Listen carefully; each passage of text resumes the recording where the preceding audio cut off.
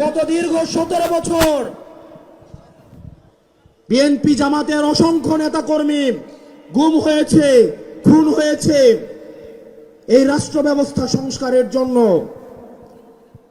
আজকে যখন রাষ্ট্র ব্যবস্থা সংস্কারের সুবর্ণ সুযোগ তৈরি হয়েছে, অত্যন্ত পরিতাপের বিষয়, কিছুদিন হয়তো পরে আমরা শুনতে পাবো হাসিনা ছাড়া ফ্যাসিবাদ ব্যবস্থার সবকিছুই আপনারা রেখে দেন।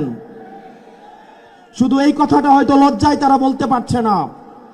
হাসিনা ব্যবস্থার বিচার ব্যবস্থা ভালো, হাসিনার পুলিশ ভালো, হাসিনার প্রশাসন ভালো, কেবলমাত্র হাসিনাই ভালো না। আজকে আপনারা হাসিনার সবকিছুকেই টিকিয়ে রাখতে চাচ্ছেন। এই তরুণ প্রজন্মের কাঠগড়ায় আপনাদেরকে দাঁড়াতে হবে।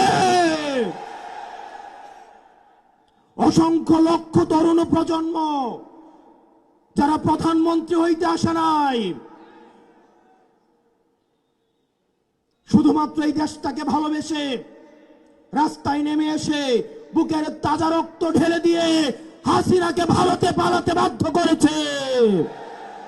যারা হাসিনার ব্যবস্থা টিকিয়ে রাখতে চাইবে, আমার ভাই আব্রার ফাহাদের মতো, আমার ভাই হাদির মতো, আমার ভাই আলিফের মতো আমরা যুগে যুগে রাস্তায় নেমে আসবো ইনশাআল্লাহ।